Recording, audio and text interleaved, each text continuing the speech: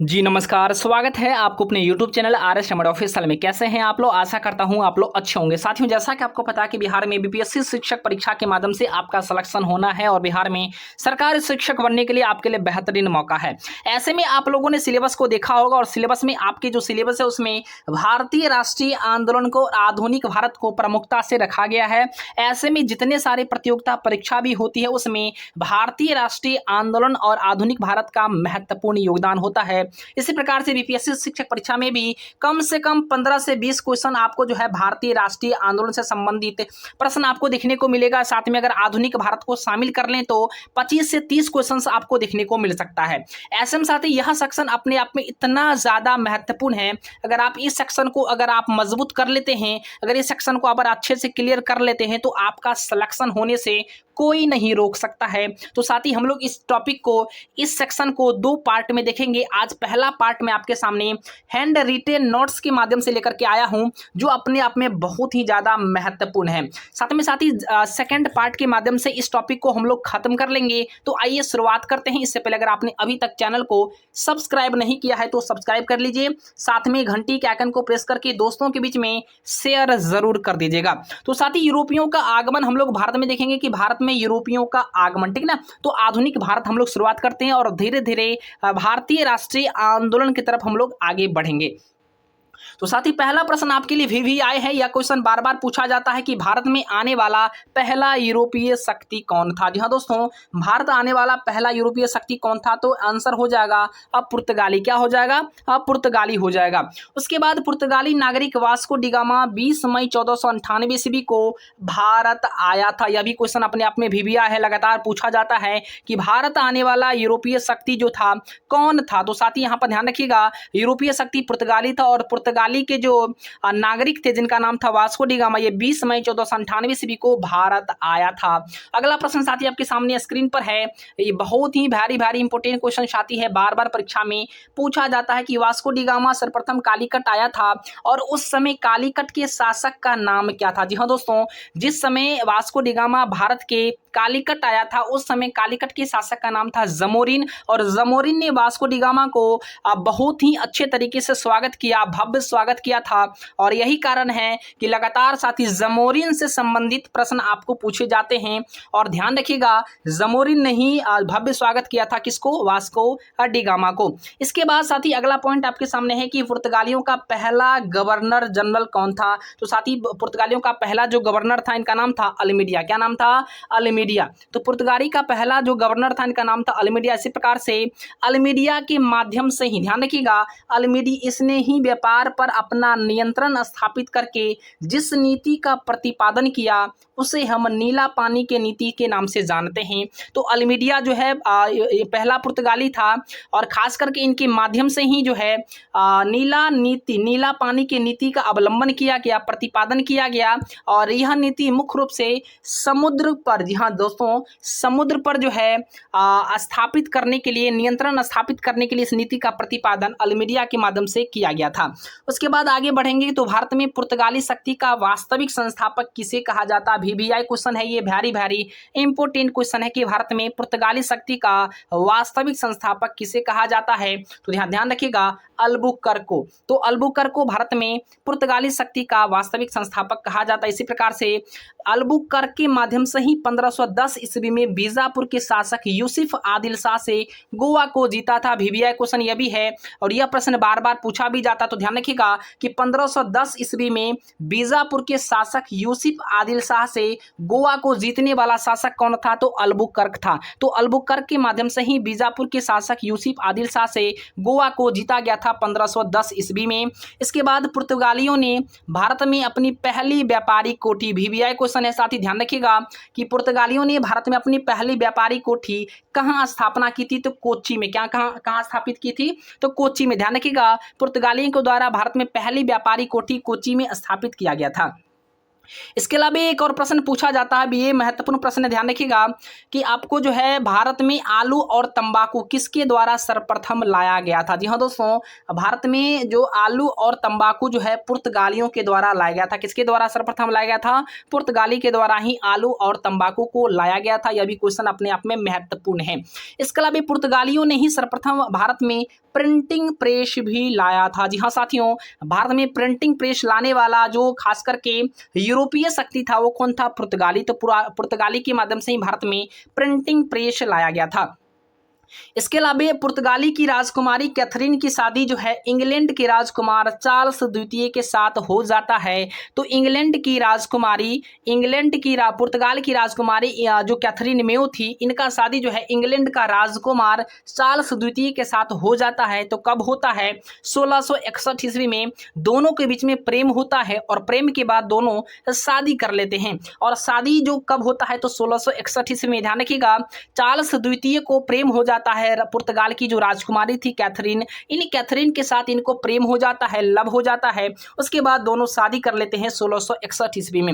उसके बाद पुर्तगालियों ने चार्ल्स द्वितीय को बम्बई दहेज में दिया था। जी हाँ दोस्तों, जब दोनों की शादी हो जाती है, प्रेम विवाह होता है, उसके बाद जो है चार्ल्स द्वितीय को पुर्तगाली के द्वारा जो है बम्बई जो है दहेज के रूप में प्रदान किया जाता है। तो बम्बई दहेज के रूप में किसको दिया गया? तो चार्ल्स द्वितीय को दिया गया, जो कहाँ का राजकुमार था? इंग्लैंड का राजकुमार था।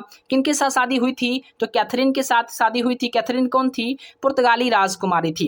इसके अलावा ध्यान रखिएगा, चार्ल्स द्वितीय ने ही 1668 ईस्वी में बम्बई को 10 पाउंड, जी हाँ दोस्तों, चार्ल्स द्वितीय को जो बम्बई दहेज में मिला था, इस दहेज वाले बम्बई को 1668 ईस्वी में चार्ल्स द्वितीय ने वार्षिक किराए पर ईस्ट इंडिया कंपनी को दे दिया। किसको दे दिया? ईस्ट इंडिया कंपनी को वार्षिक, यानी क्या, साल भर जो है, साल भर में 10 पाउंड किराए पर इन्होंने ईस्ट इंडिया कंपनी को वार्षिक किराए पर इन्होंने दे दिया। और कहीं कहीं साथ ही प्रश्न महत्वपूर्ण है, ध्यान रखिएगा, चार्ल्स द्वितीय के माध्यम से सन 1668 ईस्वी में 10 पाउंड वार्षिक किराए पर दिया गया। उसके बाद डच का आगमन होता है।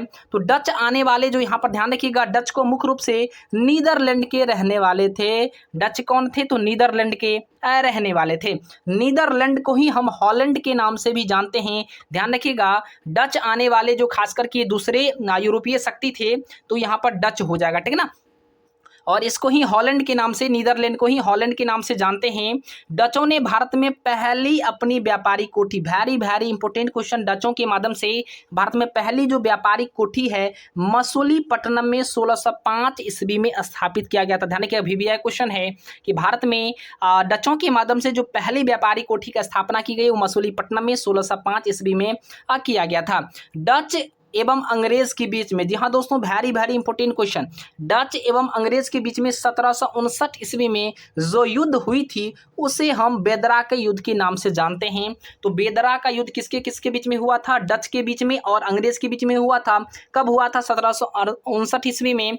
और इस युद्ध में क्या हुआ था? इस युद्ध में डचों का हार हो गया था, अंग्रेज की जीत हो गई थी, ठीक ना। तो ध्यान रखिएगा, बेदरा के युद्ध में अंग्रेजों ने डचों को पराजित किया था और इस पराजय के साथ ही भारत में डच शक्ति का सफाया भी हो गया। तो डच शक्ति का सफाया किस युद्ध में हुआ था? तो बेदरा के युद्ध में हुआ था। बेदरा के युद्ध में किसके किसके बीच में युद्ध हुआ था? तो डच और अंग्रेज के बीच में हुआ था। जीता कौन था? अंग्रेज जीता था। और हारा कौन था? तो डच हार गया था। उसके बाद अंग्रेज का आगमन, जी हाँ साथियों, अंग्रेजों का आगमन। तो ध्यान रखिएगा, यहाँ पर पहला जो क्वेश्चन है अंग्रेज वाला, ये सबसे महत्वपूर्ण है कि ब्रिटेन की महारानी एलिजाबेथ फर्स्ट ने ईस्ट इंडिया कंपनी को पूर्वी देशों के साथ व्यापार करने की अनुमति प्रदान की थी। तो महारानी जो एलिजाबेथ प्रथम थी, इनके माध्यम से ईस्ट इंडिया कंपनी को पूर्वी देशों के साथ व्यापार करने की अनुमति प्रदान की गई। ब्रिटेन के सम्राट जेम्स प्रथम ने अपने पहले राजदूत के रूप में कैप्टन हॉकिंस को भारत भेजा था। वेरी इंपोर्टेंट क्वेश्चन, यहाँ से क्वेश्चन आपको एक उठेंगे, आपके प्रश्न में छपेंगे कि ब्रिटेन के सम्राट जेम्स प्रथम ने सबसे पहले किसे राजदूत के रूप में भारत भेजा था? तो कैप्टन हॉकिंस को भेजा था, ठीक है ना। और उस समय कैप्टन हॉकिंस के समय में जो भारत का मुगल बादशाह था उनका नाम था जहांगीर। तो कैप्टन हॉकिंस जब भारत आया था उस समय भारत के जो मुगल बादशाह थे उनका नाम जहांगीर था। तो जहांगीर के समय में ही कैप्टन हॉकिंस भारत आया था? Very very important question. उसके बाद ध्यान रखिएगा, ब्रिटेन के सम्राट जेम्स द्वितीय ने अपने दूसरे राजदूत के रूप में सर टॉमस रो को, जी हाँ दोस्तों, सर टॉमस रो को भारत भेजा था। तो भारत भेजा था। दूसरा जो है जो इंग्लैंड ब्रिटेन के जो सम्राट जेम्स द्वितीय के माध्यम से दूसरे जो राजदूत भारत आया था उसका नाम था सर टॉमस रो। और किनके शासनकाल में आया था? तो जहांगीर के ही शासनकाल में ही आया था। तो पहला आया था कैप्टन हॉकिंस जहांगीर के ही शासनकाल में, और दूसरा सर टॉमस रो भी जहांगीर के ही शासनकाल में। उसके अलावा अंग्रेजों ने भारत में अपनी पहली व्यापारिक कोठी 1608 ईस्वी में सूरत में स्थापित किया था। Very very important question. यह क्वेश्चन बार बार प्रतियोगिता परीक्षा में पूछा जाता है कि अंग्रेजों ने भारत में अपनी पहली व्यापारिक कोठी कहाँ स्थापित की थी? तो 1608 ईस्वी में सूरत में स्थापित किया था। इसके अलावा लेकिन इसे मान्यता 1613 ईस्वी में प्रदान किया गया था। एक लाइन और यहाँ पर ध्यान रखिएगा, लेकिन इसे मान्यता कब मिला था? तो 1613 ईस्वी में इसे मान्यता प्रदान किया गया था। अंग्रेजों ने चंद्रगिरी के राजा से मद्रास पट्टे पर लेकर उसका किला बंदी करवाया था। जी हाँ दोस्तों, अंग्रेजों के माध्यम से जो चंद्रगिरी का राजा था उन्होंने मद्रास को पट्टे पर ले लिया, मतलब जो है उन्होंने किराए पर ले लिया और इसको क्या कर दिया? किला बंदी कर दिया, मतलब घेर दिया, ठीक ना। तो यहाँ पर ध्यान रखिएगा। उसके अलावा जो है आगे चल करके यही किला जो है फोर्ट सेंट जॉर्ज के नाम से जाना गया। किसके नाम से? फोर्ट सेंट जॉर्ज के नाम से यह किला बाद में जाना गया। अंग्रेजों ने सुल्तान की कालीकट यानी अंग्रेजों ने सुल्तान की जो है कालीघाट एवं गोविंदपुर की जमींदारी प्राप्त की थी, जिसके चारों ओर कारखाना लगवाया था और इसे किलाबंदी भी किया था। तो कुल मिलाकर साथी ध्यान रखना कि अंग्रेजों के माध्यम से ही सुल्तान की जो है कालीकट एवं गोविंदपुर को जमींदारी प्राप्त की थी और उसको कुल किलाबंदी भी करवाया था, जो आगे चल करके फोर्ट विलियम के नाम से जाना गया। तो फोर्ट विलियम जो है खास करके अंग्रेजों के द्वारा ही किलाबंदी की गई थी, इस लाइन को ध्यान रखना है। उसके अलावा फोर्ट विलियम के आसपास, जी हाँ दोस्तों, फोर्ट विलियम के आसपास इतनी घनी आबादी हो गई थी जो आगे चल करके कलकत्ता कहलाया था। Very very important question. Fort William के आसपास इतनी ज्यादा घनी आबादी हो गई थी, इसी घनी आबादी के कारण आगे चल करके यही फोर्ट विलियम कलकत्ता के नाम से जाना गया। इसी प्रकार कलकत्ता की स्थापना 1600, यहाँ ध्यान रखना है कि कलकत्ता की जो स्थापना 1690 ईस्वी में अंग्रेज जॉन चरनॉक के द्वारा किया गया था। तो कलकत्ता की स्थापना प्रश्न पूछा जाता है तो 1690 ईस्वी में हुई थी। किसके द्वारा? जॉन चरनॉक के द्वारा की गई थी। उसके अलावा साथ ही वीडियो के अंत तक आप लोग बने रहें, क्योंकि आज मैं आपके सामने पहला पार्ट कंप्लीट कर लूंगा। मुगल बादशाह फर्रुख सियर ने 1717 ईस्वी में अंग्रेजों को जो व्यापारिक सुविधा प्रदान की थी उसे कंपनी में मैग्ना कार्टा के नाम से जानते हैं। यानी मुगल बादशाह फर्रुख सियर के माध्यम से 1717 ईस्वी में जो व्यापारिक सुविधा प्रदान की गई थी इसे कंपनी का मैग्ना कार्टा कहा जाता है। गोलकुंडा राज्य में अंग्रेजों को, जी हाँ दोस्तों, गोलकुंडा राज्य में अंग्रेजों को सन 1632 ईस्वी में गोलकुंडा राज्य में अंग्रेजों को सन 1632 ईस्वी में जो व्यापारिक सुविधा प्रदान की गई थी उसे हम कंपनी के सुनहला फरमान के नाम से जानते हैं। किसके नाम से जानते हैं? कंपनी के सुनहला फरमान के नाम से जानते हैं। फ्रांस के सम्राट लुई 14वें के मंत्री कोलबर्ट के अनुरोध पर फ्रांसीसी ईस्ट इंडिया कंपनी की स्थापना भी की गई थी। प्रश्न यहां से उठेगा आपके पेपर में कि फ्रांसीसी ईस्ट इंडिया कंपनी की स्थापना किनके द्वारा किया गया था? तो खास करके साथी फ्रांस के सम्राट लुई 14वें के मंत्री कोलबर्ट के अनुरोध पर किया गया था। तो ये प्रश्न आपको ध्यान में रखना है, इस लाइन को आपको ध्यान में रखना है, ठीक ना। उसके अलावा फ्रांसीसी ने अपनी पहली व्यापारिक कोठी की स्थापना सन 1668 ईस्वी में सूरत में किया था। तो फ्रांसीसी का जो पहला जो व्यापारिक कोठी स्थापना हुआ था 1668 ईस्वी में कहाँ किया गया था? तो सूरत में किया गया था। अंग्रेज और फ्रांसीसियों के बीच में 1760 ईस्वी में जो युद्ध हुआ था उसे हम बांडी बास के युद्ध के नाम से जानते हैं। VVI लगा लीजिए इस क्वेश्चन को, ये क्वेश्चन आपको बिल्कुल परीक्षा में पूछा जाएगा और ये क्वेश्चन लगातार पूछा भी जाता है, ठीक ना। तो बांडी बास का युद्ध खास करके ध्यान में रखना है, अंग्रेज और फ्रांसीसी के बीच में हुई थी। कब हुई थी? 1760 ईस्वी में हुआ था और इस पराजय के साथ ही भारत में फ्रांसीसियों का भी सफाया हो गया। तो अंग्रेज ने किसको हरा दिया? अंग्रेज ने फ्रांसीसियों को हरा दिया और इसे बांडी बास का युद्ध के नाम से जानते हैं। ईस्ट इंडिया कंपनी की स्थापना 1600 ईस्वी में हुई थी और पुर्तगाली ईस्ट इंडिया कंपनी का स्थापना 1498 ईस्वी में हुआ था। तो ध्यान रखिएगा साथी, यहाँ पर जो है ईस्ट इंडिया कंपनी कौन सा है, तो ईस्ट इंडिया कंपनी अंग्रेज वाला है जो खास करके 16 ईस्वी में हुआ था। पुर्तगाली का पूछेगा तो 1498 में ईस्वी में हुआ था। और डच ईस्ट इंडिया कंपनी का स्थापना 1602 ईस्वी में हुआ था। और फ्रांसीसी ईस्ट इंडिया कंपनी का स्थापना 1664 ईस्वी में हुआ था। ठीक ना, तो ध्यान रखिएगा साथी, यहाँ पर ये चारों में से एक प्रश्न आपके पेपर में छपने वाले हैं, तो ध्यान रखिएगा इस पेपर को। उसके अलावा साथी बंगाल के नवाब के साथ अंग्रेजों का संघर्ष, बंगाल के नवाब के साथ अंग्रेजों का संघर्ष। तो चलिए शुरुआत करते हैं। बंगाल के नवाब अलवर्दी खां के बाद उसका नाती सिराजुद्दौला गद्दी पर बैठा था। बंगाल के नवाब अलवर्दी खां के बाद उसका नाती का नाम था सिराजुद्दौला, ये इन्होंने ही गद्दी पर बैठा था।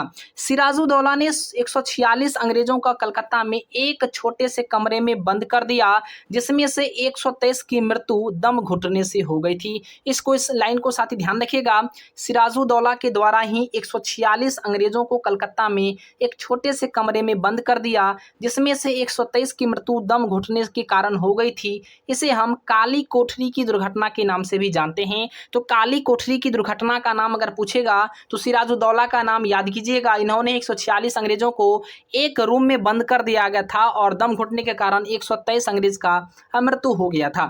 23 जून 1757 ईस्वी को प्लासी के युद्ध में अंग्रेजी सेना ने क्लाइव के नेतृत्व में पराजित किया था। Very very important question, Plassey का युद्ध ध्यान रखिएगा 23 जून 1757 को हुई थी और इस युद्ध में अंग्रेजी सेना ने क्लाइव के नेतृत्व में पराजित कर दिया था। प्लासी का युद्ध के बाद बंगाल का जो है नवाब मीर जाफर को बनाया गया। तो प्लासी का युद्ध के बाद बंगाल का नवाब कौन बना था, मीर जाफर बना था। तो साथ ही मीर जाफर को बनाया गया, ध्यान रखिएगा। मीर जाफर के बाद उसके दामाद मीर कासिम को बंगाल का नवाब बनाया गया। मीर जाफर के बाद उसके दामाद जो थे मीर कासिम, इनको बंगाल का नवाब बनाया गया।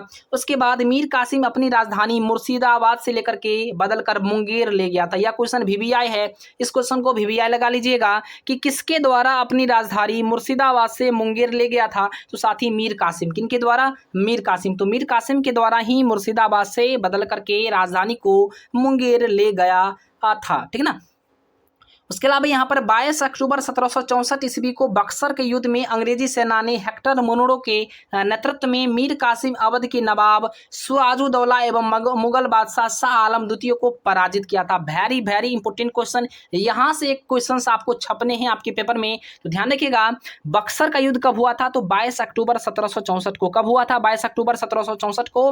किसके सेना, यानी इस युद्ध में अंग्रेजी सेना हेक्टर मुनरो के नेतृत्व में, जी हाँ दोस्तों ध्यान रखिएगा, अंग्रेजी सेना हेक्टर मुनरो के नेतृत्व में मीर कासिम और अवध के नवाब सिराजुद्दौला को और मुगल के बादशाह शाह आलम द्वितीय को पराजित किया था। तो तीन व्यक्ति यहाँ पर पराजित हुए थे। एक तो मीर कासिम हुए थे पराजित, उसके बाद अवध का जो नवाब था सिराजुद्दौला, ये पराजित हुए थे, और बादशाह शाह आलम द्वितीय को भी जो पराजित किया गया था। और शाह आलम द्वितीय मुगल बादशाह था, ठीक ना, तो मुगल बादशाह था, ध्यान रखिएगा। सिख राज के साथ अंग्रेजों का संघर्ष, जी हाँ दोस्तों, सिख राज के साथ अंग्रेजों का संघर्ष यह भी महत्वपूर्ण है, यहाँ से भी प्रश्न आपके पेपर में छपते हैं। तो रंजीत सिंह का शुकर चाकिया मिसल से संबंधित थे। जी हाँ दोस्तों, रंजीत सिंह किससे संबंधित थे, शुकर चाकिया मिशन से संबंधित थे। रंजीत सिंह को 2 राजधानियां थी, पहला लाहौर था, दूसरा अमृतसर था। तो रंजीत सिंह का शुकरचार्य मिशन से संबंधित थी, उनकी 2 राजधानियां थी, पहला लाहौर और दूसरा अमृतसर था। लाहौर रंजीत सिंह की राजनीतिक राजधानी थी, वहीं पर अमृतसर इनका धार्मिक राजधानी था। तो लाहौर जो है रंजीत सिंह का राजनीतिक राजधानी था और अमृतसर क्या था, धार्मिक राजधानी थी। अंग्रेज लॉर्ड मिंटो ने प्रतिनिधि चार्ल्स मेटकॉफ एवं रंजीत सिंह के बीच 25 अप्रैल 1809 ईस्वी को एक संधि हुई थी। तो ध्यान रखिएगा, अंग्रेज की लॉर्ड मिंटो के प्रतिनिधि चार्ल्स मेटकॉफ एवं रंजीत सिंह के बीच में 25 अप्रैल 1809 ईस्वी को एक संधि हुई थी।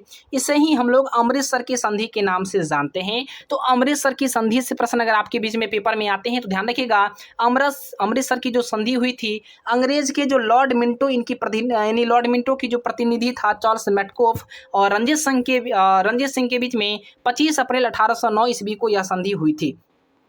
इस संधि के तहत अंग्रेजी राज एवं रणजीत सिंह के बीच में सीमा सतलज नदी को बनाया गया था। जी हाँ दोस्तों, अंग्रेजी सेना और खास करके अंग्रेजी राज और रणजीत सिंह के बीच में एक सीमा बनाया गया, जो जिसका सीमा रखा गया सतलज नदी को, मतलब सतलज नदी के इस पार रणजीत सिंह का राज होगा और उसके पार जो है अंग्रेजों का शासन होगा।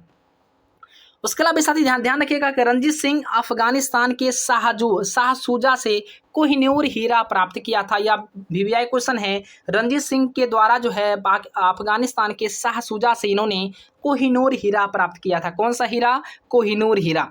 उसके अलावा रणजीत सिंह का उत्तराधिकारी खडंग सिंह था और रणजीत सिंह का वंश का अंतिम शासक दिलीप सिंह था। तो साथ ही यहाँ पर आपको सिख राज के लगभग प्रश्न जो है कवर हो चुके हैं। ध्यान रखिएगा, रणजीत सिंह की जो उत्तराधिकारी था वो खड़ग सिंह था और रणजीत सिंह का अंतिम शासक जो है, इस वंश का अंतिम शासक दिलीप सिंह था। मैसूर राज के साथ अब अंग्रेजों का संघर्ष प्रारंभ हो रहा है। देखिए साथ ही यहाँ पर जो है प्रथम मैसूर युद्ध का समय माना जाता है 1766 से 1769 ईस्वी। वीवीआई क्वेश्चन लगा लीजिएगा, वेरी इंपॉर्टेंट क्वेश्चन। प्रथम मैसूर युद्ध, ये बार बार क्वेश्चन पूछा जाता है। तो प्रथम मैसूर युद्ध का समय जो माना जाता है 1766 से 1769 ईस्वी तक, ठीक ना। उसके बाद प्रथम मैसूर युद्ध का अंत एक संधि के तहत हुई थी जिसका नाम था मद्रास की संधि। तो वीवीआई क्वेश्चन यहाँ भी साथी है कि जो प्रथम मैसूर युद्ध हुआ था, इसमें मैसूर युद्ध एक संधि के तहत समाप्त हुआ था जिसे मद्रास की संधि के नाम से जानते हैं। और प्रथम मैसूर युद्ध कब हुआ था? 1766 से 69 ईस्वी इसको माना जाता है। प्रथम मैसूर युद्ध में अंग्रेजी सेना का नेतृत्व जोसेफ स्मिथ ने किया था। किसने किया था? जोसेफ स्मिथ ने किया था। द्वितीय मैसूर युद्ध, जी हाँ दोस्तों, द्वितीय मैसूर युद्ध का समय माना जाता है 1780 से 1784 ईस्वी तक।